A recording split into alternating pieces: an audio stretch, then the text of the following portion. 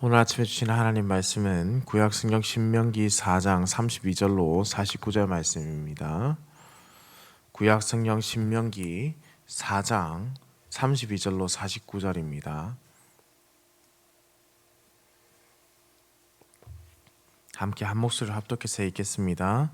네가 있기 전 하나님이 사람을 세상에 창조하신 날부터 지금까지 지나간 날을 상고하여 보라.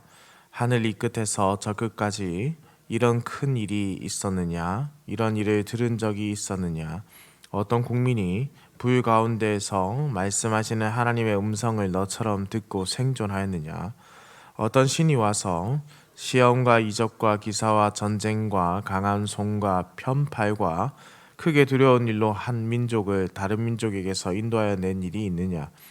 이는 다 너희의 하나님 여호와께서 애굽에서 너희를 위하여 너희의 목전에서 행하신 일이라. 이것을 내게 나타내심은 여호와는 하나님이시요 그 외에는 다른 신이 없음을 내게 알게 하려 하심이니라. 여호와께서 너를 교훈하시려고 하늘에서부터 그의 음성을 내게 듣게 하시며 땅에서는 그의 큰 불을 내게 보이시고 내가 불 가운데서 나오는 그의 말씀을 듣게 하셨느니라. 여호와께서 내 조상들을 사랑하신 고로 그 후손인 너를 택하시고 큰 권능으로 친히 인도하여 애굽에서 나오게 하시며 너보다 강대한 여러 민족을 내 앞에서 쫓아내고 너를 그들의 땅으로 인도하여 들여서 그것을 내게 기업으로 주려 하심이 오늘과 같으니라.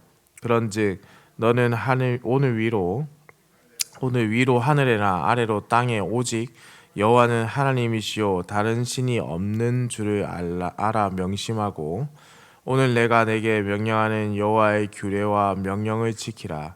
너와 내 후손이 복을 받아 내 하나님 여호와께서 내게 주시는 땅에서 한없이 오래 살리라.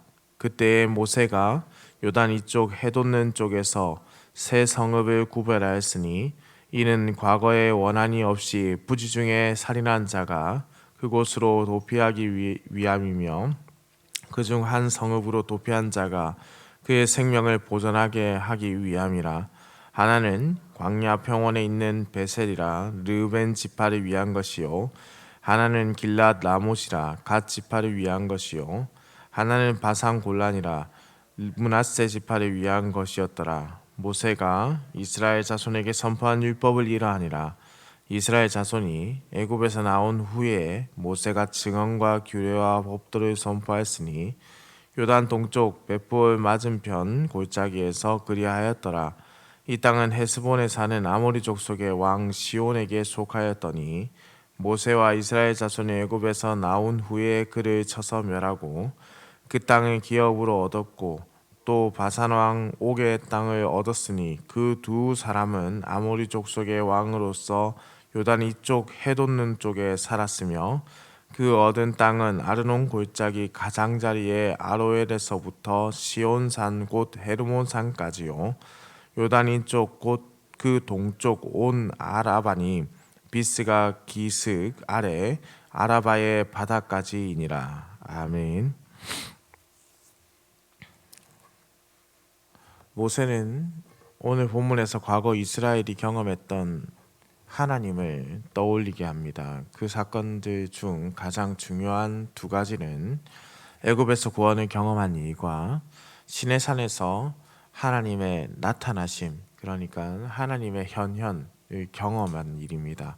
이 두 가지 일을 두고 모세는 먼저 하나님만을 섬길 것을 강조해서 선포하고 있습니다. 이렇게 갑자기 과거의 일을 떠올리게 한 것은 이스라엘로 하여금 지금의 상황과 여건 그리고 주어진 과업을 멈추고 과거를 돌아보면은 하나님께서는 세상의 어떤 신과도 비교할 수 없는 유일하신 신이시고 그 유일하신 하나님께서 이스라엘을 어떻게 사랑하셨는가를 다시금 살펴보면서 우리가 하나님의 사랑을 확신할 수 있기 때문입니다.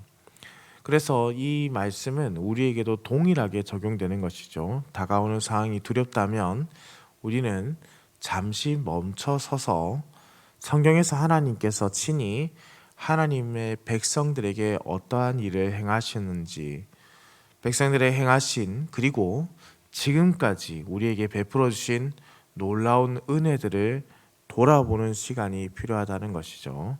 그때 우리는 두려움이 아니라 담대함으로 모든 것을 맞이할 수 있게 되는 것입니다. 모세는 특별히 백성들에게 하나님의 놀라우심을 묵상하게 하면서 태초로 거슬러 올라갑니다. 하나님은 태초부터 사역을 시작하셨습니다. 물론 태초라는 단어 자체가 우리가 이해를 돕기 위한 것이죠. 세상을 창조하셨다. 그러니 세상이 창조되기 전부터 하나님은 함께 먼저 계셨고 우리와 함께 하셨습니다.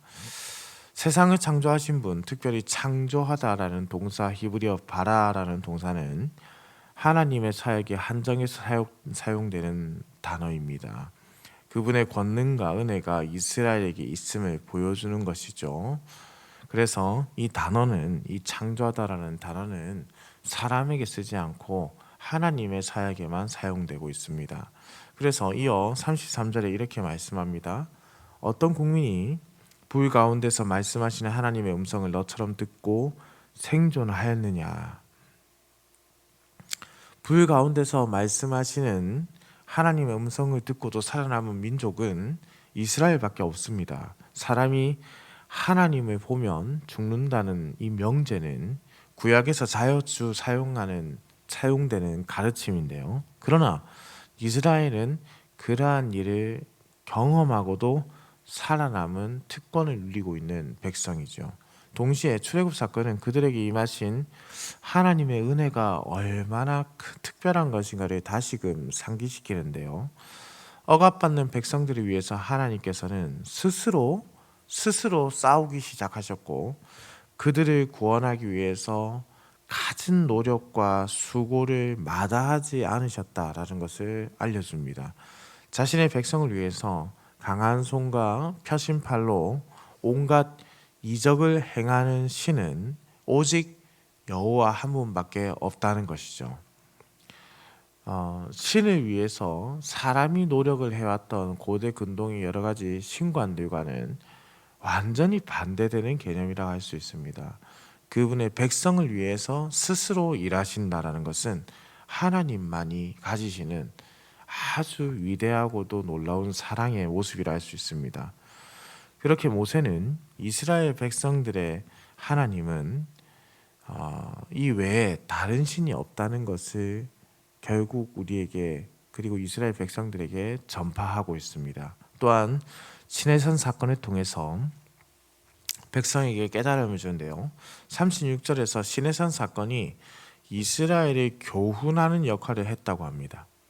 여기에서 사용된 이 단어는 단련 내지는 깨우치기라는 단어인데, 그래서 이 단어의 기본적인 뜻이 아버지가 아들을 복종하고 경외하는 마음을 가지게 하기 위해서 교육하거나 훈계한다라는 뜻을 가지고 있습니다. 자녀된 이스라엘이 아버지이신 여호와 하나님의 말씀을 잘 듣게 하기 위해서 아버지이신 우리 하나님께서 훈계하고 가르쳤다라는 것이죠. 창세부터 시작된 하나님의 섭리 안에서 모세가 말씀을 전하고 있는 지금까지도 계속되고 있는 이스라엘 향한 보살핌과 사랑을 그들의 마음에 깊이 새겨야 한다라는 뜻입니다.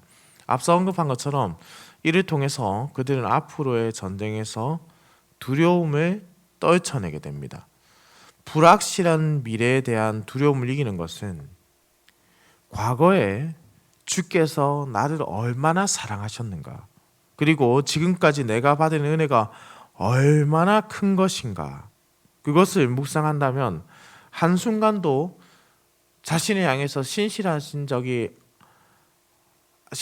않으신 적이 없으셨던 하나님께서 앞으로도 나와 함께 하신다라는 것을 더욱 확신하게 된다는 것이죠.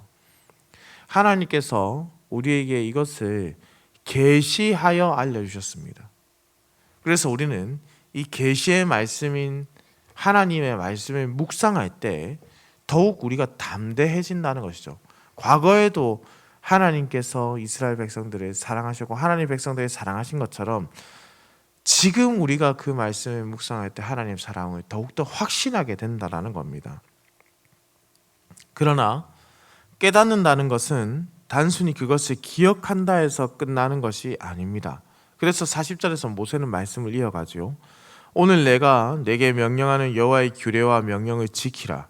너와 내 후손이 복을 받아 내 하나님 여호와께서 내게 주시는 땅에서 한없이 오래 살리라. 깨닫는다는 것은, 하나님을 아는 지식이라는 것은 하나님의 말씀에 대한 순종으로 나타나야 한다는 겁니다. 유일하신 하나님을 안다라는 것은 그래서 매우 실천적인 의미를 가지고 있는 겁니다. 내가 하나님을 안다라고 했을 때는 살아내는 것까지 포함하는 것이죠. 하나님을 안다라고 말하고 하나님이 나와 함께 하신다고 알고 있다면 하나님이 나와 함께 하신다는 것을 알므로 그것을 살아내는 것까지 포함하는 것입니다. 결코 깨닫는다는 것은 그래서 살아내지 못한다라는 것을 의미하는 것이 아닙니다. 말씀을 통해서 하나님을 깨닫게 되었다면 우리의 삶은 반드시 그 말씀대로 살아갈 수밖에 없는 것입니다. 그렇다면 하나님께서 원하시는 삶이란 도대체 무엇이겠습니까? 그것이 바로 앞서 시내산에서 나타나셨던 하나님이 주신 말씀, 율법의 말씀이죠. 하늘로부터 들려온 음성이 바로 모세를 통해서 주신 율법의 말씀입니다. 이 율법을 통해서 이스라엘은 하나님의 유일하심을 깨닫고 하나님의 가르침에 순종하면서 살아가게 되는 것입니다. 하나님께서 먼저 계시하셔서 살아내는 법을 알려주셨습니다. 무조건 믿고 순종하는 것이 아닙니다. 말씀하신 것을 믿고 순종하는 것입니다. 그 당연한 것을 행하여야 함에도 하나님은 적절한 보상과 그러니까 은혜로 이스라엘을 먹이시고 채워주신다라고 세워주신다라고 약속하신 것입니다. 그 당연한 것을 해야 함에도 불구하고 그 당연한 것을 할 때 하나님은 은혜를 내려주신다는 것이죠. 말씀의 주제가 이어서 도피성으로 전환됩니다. 이스라엘은 요단강 동편과 서편에 각각 3개씩 도피성을 갖게 됩니다. 그러나 아직 가나안에 입성하지 않았기 때문에 이제 동편에 위치한 도피성만을 언급하고 있습니다. 도피성이란 돌발 사고 등 본의 아니게 사람을 죽게 한 사람들이 죽은 사람들의 친지로부터 보복을 피해 도망하는 곳입니다. 갑자기 도피성을 설명한 이유가 무엇이겠습니까?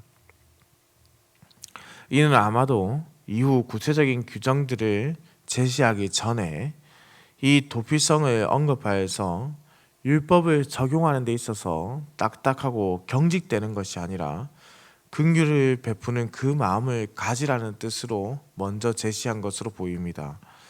율법을 적용할 때 공의와 사랑이 함께 해야 한다는 것을 기억하라는 것이죠. 그 뒤 44절부터 모세가 이스라엘 자손에게 율법을 선포합니다. 이 율법은 이미 모세가 선포했던 것으로 새로운 말씀이 아닙니다. 45절에 이스라엘 자손이 애굽에서 나온 후에 모세가 증언과 규례와 법도를 선포하였으니 라고 했습니다.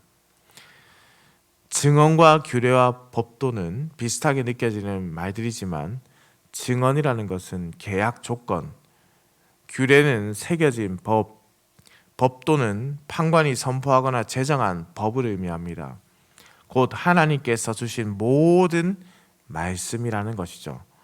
이제 이후 모세의 입을 통해서 은혜의 법이 다시 선포되게 됩니다. 사랑하는 흥덕향상교회 성도님들, 우리는 오늘 말씀을 통해서 하나님께서 이스라엘을 얼마나 사랑하셨는지를 살펴보았습니다. 그들을 향한 사랑은 이미 창세 전부터 시작되었고 그들을 향한 계획을 하나님께서는 성실하게 지켜오셨습니다. 이는 우리에게도 동일하게 적용되는 것이죠. 우리를 향하신 하나님의 사랑은 바로 이렇게 성실하고 신실하고 온전하고 완전하여서 우리가 온전히 신뢰할 수 있는 사랑입니다. 그러니 성도님들, 혹 마음에 어려움이 있는 분이 있다면 잠시 멈추어 서서 하나님께서 지금까지 성경에서 하나님의 백성들을 어떻게 사랑하셨고 어떠한 사랑을 베푸셨는가를, 그리고 지금까지 나에게 어떠한 사랑을 베풀어 주셨는가를 돌아보는 시간이 가지시기를 소망합니다. 받은 복이 얼마나 큰지, 우리가 누리는 사랑이 얼마나 큰지를 돌아본다면, 하나님의 놀라운 사랑의 은혜를 묵상해 본다면 우리에게 다가오는 시험은 결코 과거에 우리에게 베푸신 은혜와 사랑에 비해서 크지 않다라는 것을 깨닫게 될 것입니다. 우리를 지금까지 지키신 그 은혜를 돌아본다면 다가오는 여러 가지 시험들과 어려움들이 결코 우리를 힘들게 할지언정 쓰러지게 하거나 넘어지게 하거나 일어나지 못하게 하지 못한다는 것을 깨닫게 될 것입니다. 왜냐하면 다가오는 시험이 결코 하나님의 사랑보다 크지 않기 때문입니다. 율법은 앞으로 하나님 나라를 살아가는 자들에게 주신 사랑의 법입니다. 이 법으로 서로를 날선말로 공격하는 것이 아니라 이 법으로 서로에게 사랑과 공의로 다가가야 합니다. 남을 지적하고 비난하기 위해서 이 법을 사용하는 것이 아니라 온전한 사랑의 법으로 성취해야 합니다. 바로 예수님께서 그렇게 이 법을 성취하셨던 것이죠. 우리도 이 법을 그렇게 성취하고 살아내야 합니다. 하나님 나라 공동체에게 주신 아름다운 법을 온전하게 우리가 세워가야 하는 것이죠. 그래서 율법은 더 이상 우리가 지키지 않아도 되는 법이 아니라 율법은 하나님 나라의 백성들이 그래서 가까이 하고 누리고 그리고 그 사랑 안에 거하기 위해서 그 법을 온전하게 지켜갈 수 있도록 해야 하는 겁니다. 물론 율법 중에서는 여러 가지 법이 있습니다. 지금 우리에게 우리가 그대로 받아서 적용할 수 없는 그런 내용들도 없지 않아 있지요. 하지만 이 율법의 정신은 그대로 우리가 이어받아야 하는 것입니다. 어떻게 사랑을 할 것인가, 어떻게 하나님을 바라보고 어떻게 이웃에게 하나님의 법을 가지고 다가갈 것인가. 결국 하나님의 법을 제외하고 사랑이란 것을 온전하게 이룰 수 없는 것입니다. 그러니 오늘 말씀을 통해서 우리는 기억해야 합니다. 먼저는 하나님께서 우리를 얼마나 사랑하시고 우리를 얼마나 지금까지 은혜 가운데 지켜주셨는가, 그리고 우리는 앞으로 하나님의 법을 지키며 어떻게 사랑을 베풀 것인가, 그 사랑을 돌아보라는 것이죠. 만일 우리가 앞날이 두려워 앞으로 나아가는 것이 힘들게만 느껴진다면 잠시 멈춰 서서 지금까지 우리에게 주신 은혜가 얼마나 컸는지를 돌아보기를 바랍니다. 그러면 지금까지 지내온 모든 것이 은혜라는 말 외에는 표현될 수 없다라는 것, 그리고 말씀하신 대로 지금까지 우리를 지켜주셨다는 것을 다시금 깨닫는 시간이 될 것입니다. 그리고 우리는 그 깨달음으로 다시 한 걸음을 내디딜 수 있습니다. 다시 나아가는 것이죠. 새 힘을 오늘 누리고 깨닫고 새 힘을 받는 시간이 되기를 우리 주님의 이름으로 축원합니다. 기도드립니다. 사랑과 은혜가 풍성하시며 인간의 생사화복을 주관하시는 살아계신 우리 하나님 아버지, 지난 간밤에도 급하고 어려운 소식 없이 우리를 지켜주셨다가 이렇게 아침을 깨워 주의 전으로 불러주시니 감사와 찬송을 올려드립니다. 태초부터 시작된 하나님의 사랑을 믿습니다. 지금까지 단 한 번도 우리를 실망시키신 적이 없으신 신실하신 하나님을 의지합니다. 실수하지 않으시는 전지전능하신 하나님을 더욱 의지하는 오늘의 하루가 되게 하여 주시옵소서. 하나님 아버지, 그럼에도 우리는 우리의 마음에 편한 대로 법을 이용하고 우리에게는 가볍게 남에게는 무겁게 법을 적용하려는 악한 마음이 있습니다. 율법을 온전하게 성취하신 예수님을 따라서 우리가 더욱 참된 사랑의 가치로서 공의롭게 율법을 지켜갈 수 있도록 인도하여 주시옵소서. 남을 정죄하는 장치가 아니라 공동체를 세우는 아름다운 법을 이루게 하여 주옵소서. 이 일을 위해 성령이 우리와 함께 하시어 성령의 아름다운 법을 이루게 하여 주옵소서. 하나님 아버지, 어제는 국회의원 총선이 있었습니다. 우리가 바라고 우리가 생각하는 사람이 아니라 하나님의 뜻 안에서 하나님의 계획 안에서 위정자들이 세워졌음을 하나님 믿습니다. 때로는 이 우리가 원하지 않는 사람들이 당선되거나 때로는 우리가 원했던 사람들이 당선됨으로 때로는 좌절하거나 때로는 교만하거나 넘어지거나 또 앞서가는 일들도 발생하곤 합니다. 당선된 자들은 겸손하게 하나님께 엎드리고 하나님 위에 군림하지 않도록 주께서 인도하여 주시고, 당선되지 못한 자들은 또한 하나님의 뜻 안에서 하나님의 계획 안에서 하나님께서 무엇을 말씀하시는지 잠시 멈추어 서서 받은 은혜를 돌아보고 미래를 준비할 수 있도록 서로가 서로에게 날선 말들과 미워하는 시간들이 아니라 다시 하나 되는 시간들로 이 시간들이 지나갈 수 있도록 주님 인도하여 주옵소서. 우리 교인들도 함께 이 나라가 아름답게 세워지기를 간구할 줄 알게 하시고 기도하며 열심을 가지게 하시고 하나님의 뜻을 이루기에 부족함이 없도록 주님께서 인도하여 주옵소서. 오늘도 운전하는 모든 성도들의 운전대를 붙잡으시고 들어가거나 나가거나 복을 누리는 우리 흥덕 경상교회 성도들의 삶이 되게 하여 주옵소서. 감사드립니다. 살아계신 우리 주 예수 그리스도의 이름으로 기도드립니다. 아멘.